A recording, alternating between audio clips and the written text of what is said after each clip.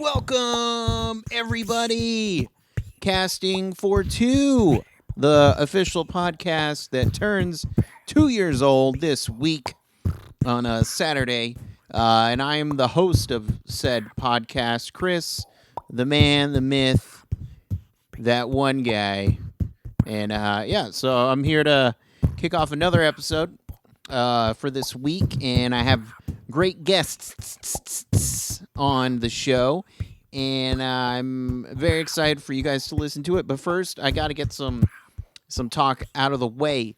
I don't know if I've announced this, but I will be once again attending the Rooster Teeth convention in Austin at the beginning of August, the 6th, I believe.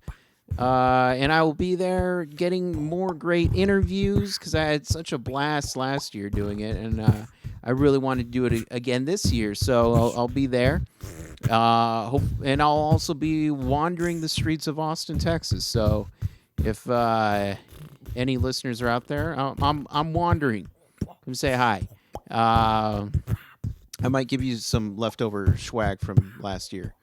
Who knows? Well, who knows? But let's get into today's guest, okay? This is episode number 86, and I'm happy to say I have the wonderful band Stubborn Sun from Seattle, and I had the privilege of chatting with Garrett, Andrew, and Blair, the members of the band, and they have a new album, Birthright, sorry, can't read my own writing, and Birthright. It's coming out July 17th, so you guys should check it out. It's a phenomenal album, and I had a blast just chatting with these guys. They're really cool, down to earth. A couple of business ventures have been started, which is great. But let's get into today's episode. So sit back, relax, and Chris, cue the music, please, and thank you.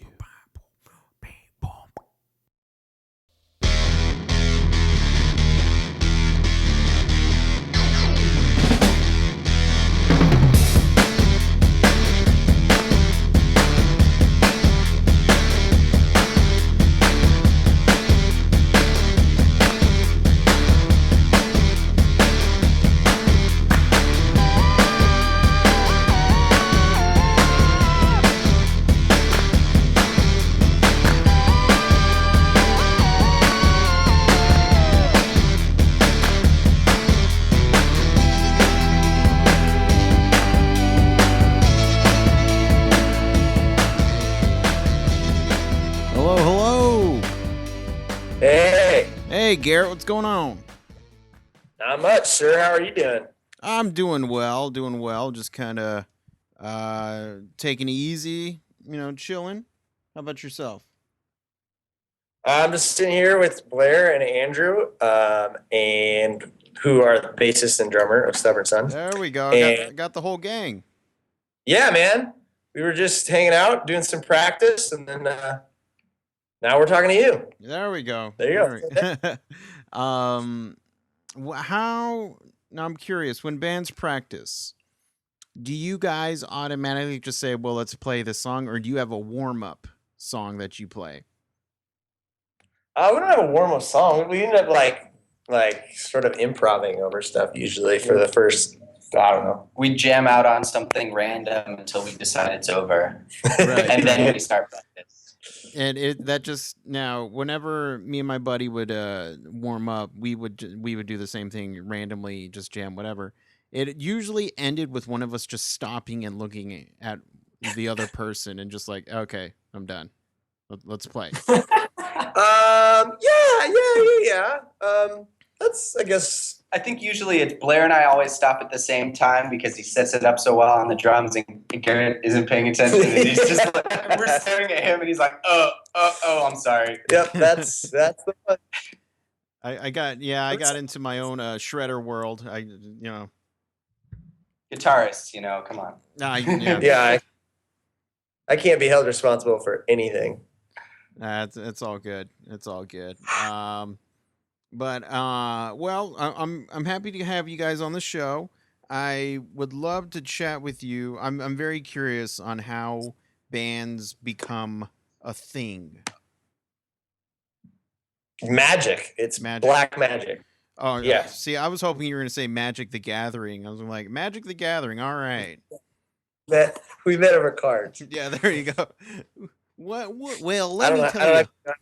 know. One game. day I just had my Magic cards, and I was just, I don't know Magic that well. I'm sorry. Yeah, I don't know it either. You get bonus points or stuff, right? Sure.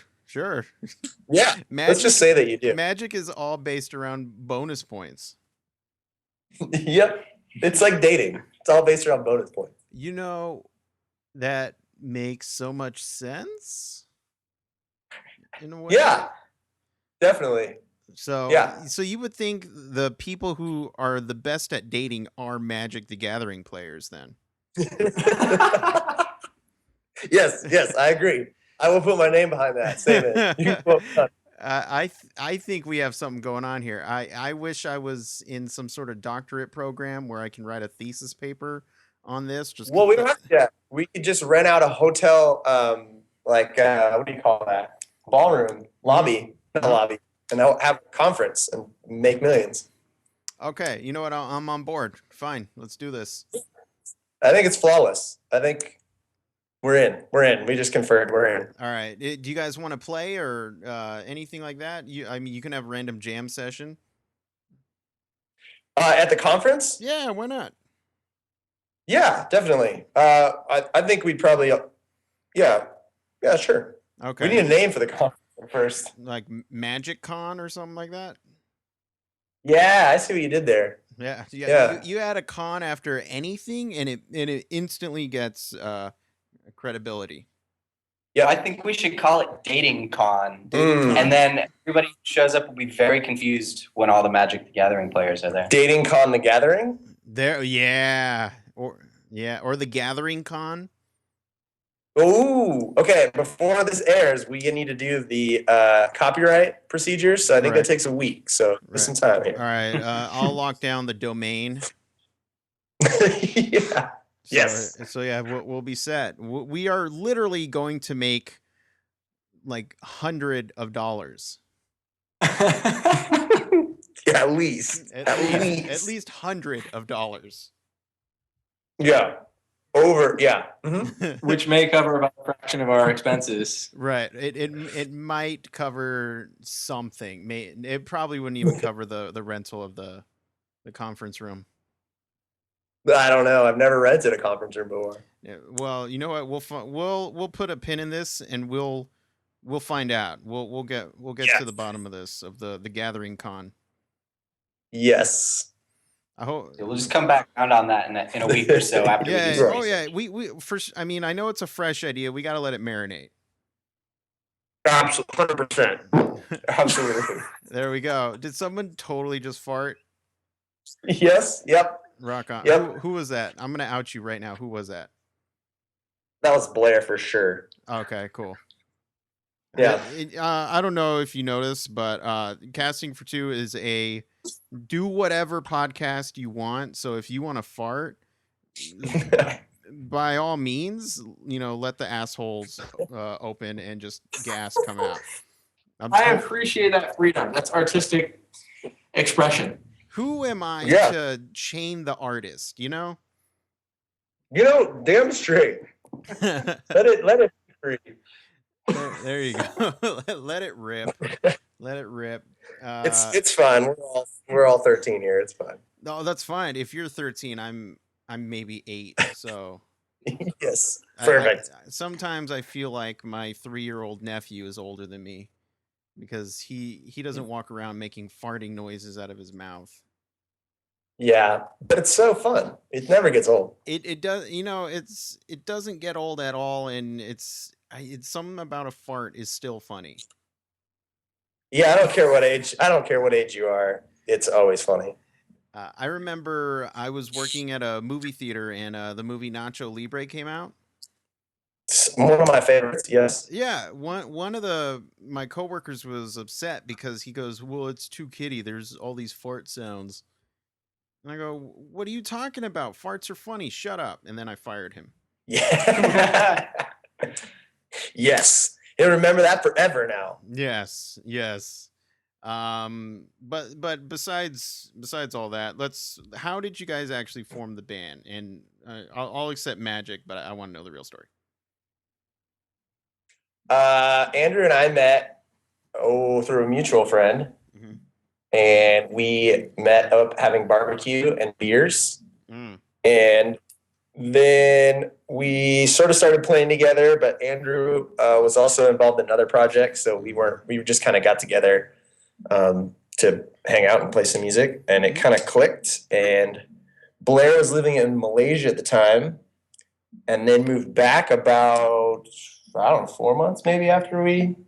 Thereabouts, 4 months. And then Andrew recommended that he knew this drummer that was really, really good. Mm-hmm. And that was Blair.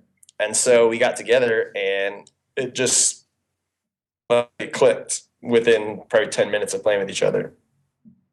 It was kind of magic, like in a non-sarcastic way. Like it literally just clicked really, really well from like the first song and just screwing around on some old songs that I had written.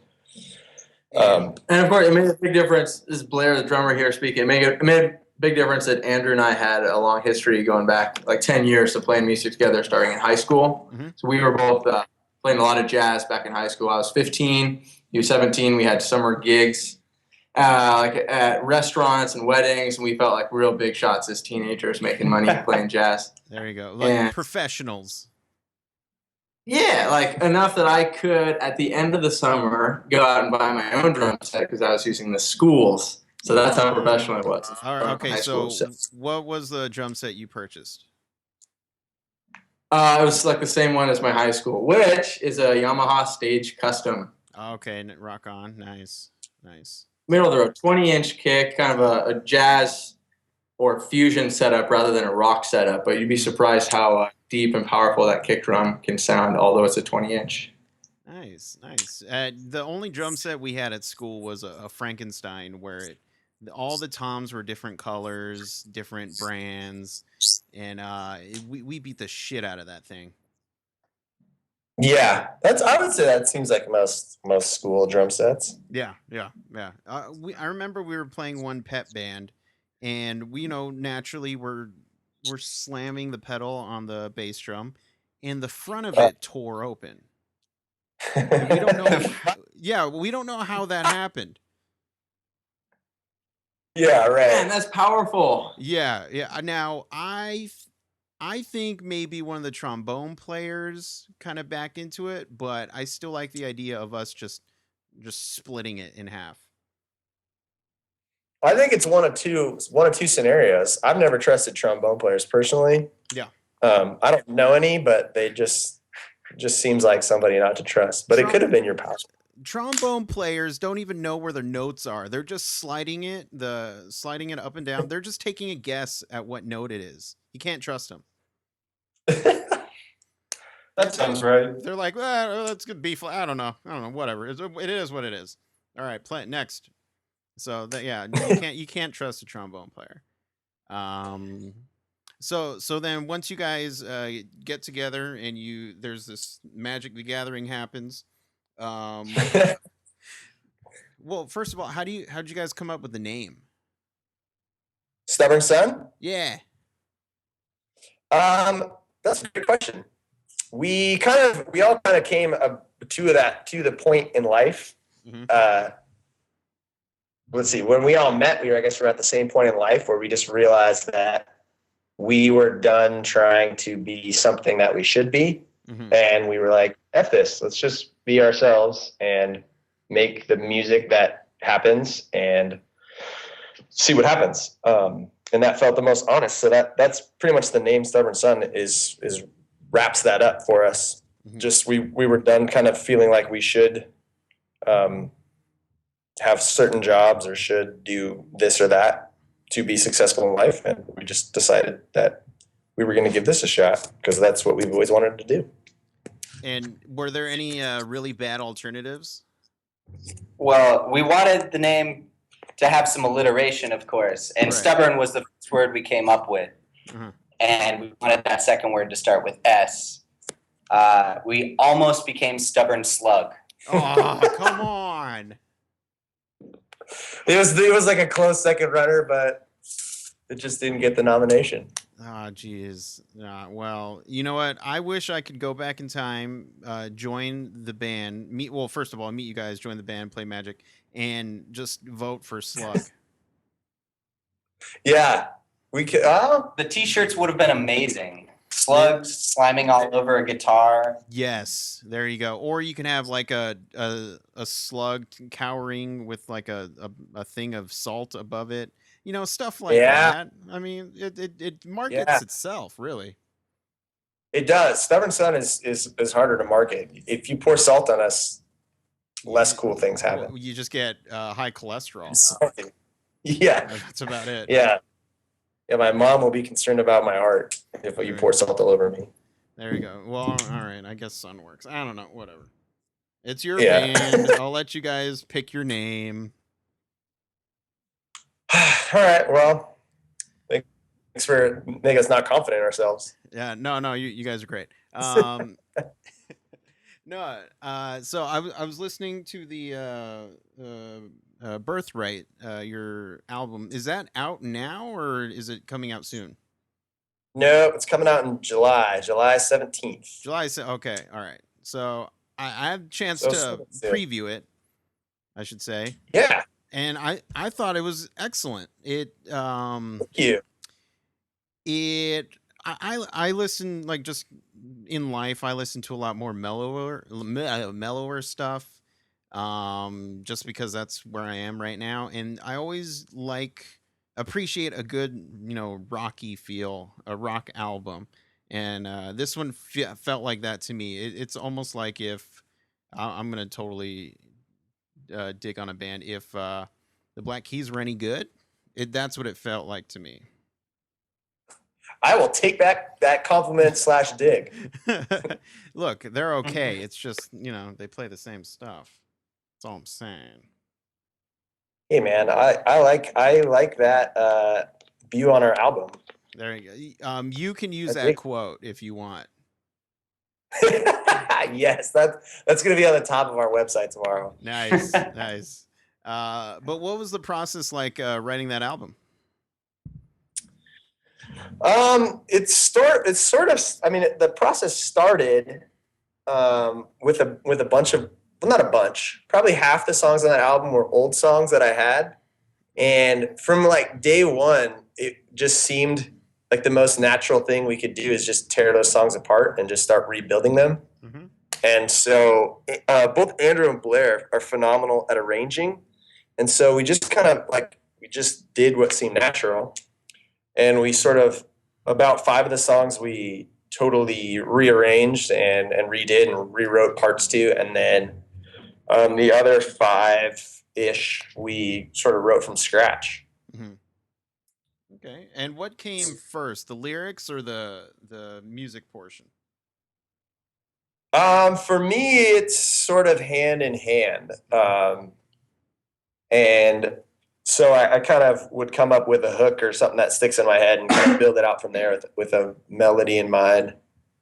And for example, Andrew wrote one of the songs on the album as well, and you can speak to that. Like, your process is a little different than mine. Yeah, I generally write the lyrics after I have a melody, and they start off as random syllables that I utter in the writing of the song while I'm playing my guitar, usually while I'm falling asleep. So I'll listen back to the recording in the morning and think to myself, wow, that's really catchy. What am I saying? I don't know. It kind of sounds like this. And then sometimes that's how lyrics can be written, or I have a specific theme in mind. But it's always music first for me to this point. Oh, I was just going to say, as we've I guess we're still a pretty young band considering we were only a, quote, band for less than a year before we hit the studio to record Birthright. And now we're kind of just getting back into writing, and because that's just kind of comes naturally to us, I guess that's what we naturally work towards, and so now we're even collaborating a lot more on the writing process from scratch together, which has been really fun. Right on. And who are some of your musical influences? Black Keys, definitely the Black Keys all the way. Black Keys, right on. I love them. Love them so much. Wait, there are more bands than just the Black Keys? What? Because I just grew up with that in my household. That's all my mom told me there was. Black Keys? I hear you. I hear you. Yeah. One day, son, there's going to be this band called the Black Keys, and you're going to only listen to them. Yeah, that's all you get. Yeah. But mama, no, Black And you'll Keys. like it. Go sit in your room and imagine how they'll sound. Yes. Your mom's a really nice lady. She's great. There you go. So we kind of have a bunch of different influences. I mean, everything from Zeppelin, Gary Clark Jr., Jack White, Benjamin Booker. Both these guys, I'm pointing to them. You can't see it, but No, Andrew and Blair. Saw it. Okay, cool. Andrew and Blair both come from a jazz background, so I mean, I think some of like jazz ideas and things seep into the songs. Mm-hmm. So there's a lot of that. And then Andrew and I are both big Dave Matthews fans. I'll definitely confess, Carter Beauford, Dave Matthews drummer's influence on my drumming style, and then jazz. So yeah, I'm just kind of more recently learning to hit the drums harder than like mezzo piano, because as a jazz drummer, we're pretty constantly told to keep it quiet. Right. So I'm kind of transitioning, and I'm getting close to having fully blossomed, I think I could use the term, into a rock drummer out of a jazz drummer. That feels good. I'm starting to identify seriously as a jazz drummer, that I don't feel guilty when I hit the snare drum pretty loudly. And that's big. That's a big deal for me. Yeah, right. No one's gonna get a music stand and throw it at you. I think you'll be okay. Exactly. Yeah, no one's throwing cymbals at his head. Yeah, exactly. Well, I mean, I come from a jazz background as well, but I never had those. I mean, jazz drummers are just timekeepers, basically. But I just pull them out of my pocket, look at them, put them back. There you go. But I never had that stigma of I have to be really quiet, just because I was just like, it's jazz, whatever. I didn't have an appreciation for it when I was in high school, but it did really kind of shape the way I play, and I always add some sort of jazzy thing into whatever I play. I can't help it. That's good, man. But That's good. Jazz is so good. Now that I'm older, I can appreciate it.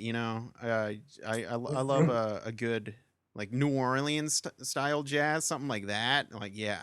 Oh, yeah. With those lying trombone players, it just makes it. That's I'm more of a soft jazz guy myself. I prefer elevator jazz. Right. I could just listen to that for days. Would you be sleeping? Yeah.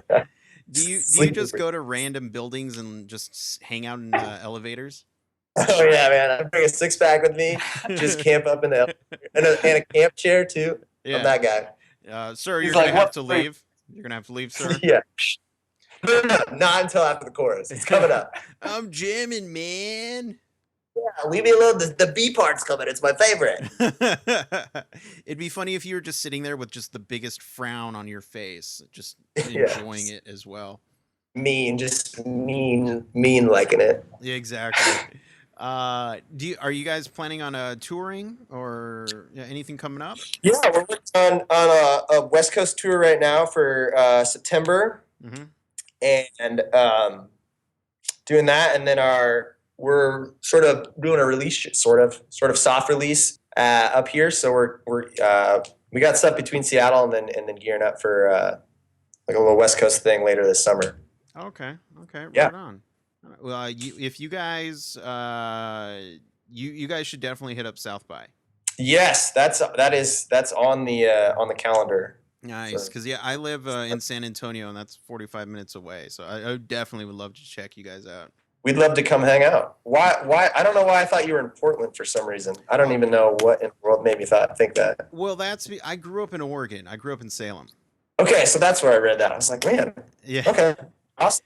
Yeah. And then, but now, all the way down to San Antonio, huh? Yeah, because I was originally born in Texas, but then my parents and I moved to Oregon when I was young, and so I just felt more at home there. So that's why I consider it, my home. And mhm. and then my sister's in San Antonio, and they were gonna have some little kids, and we wanted to be by the kids, so that's why I'm down here. Sweet. That's how are the kids? They're good. They're getting older, talking back more, which is fun for me. Just 'cause- Yeah, 'cause you can just rile them up and give them back. But I don't exactly. know how.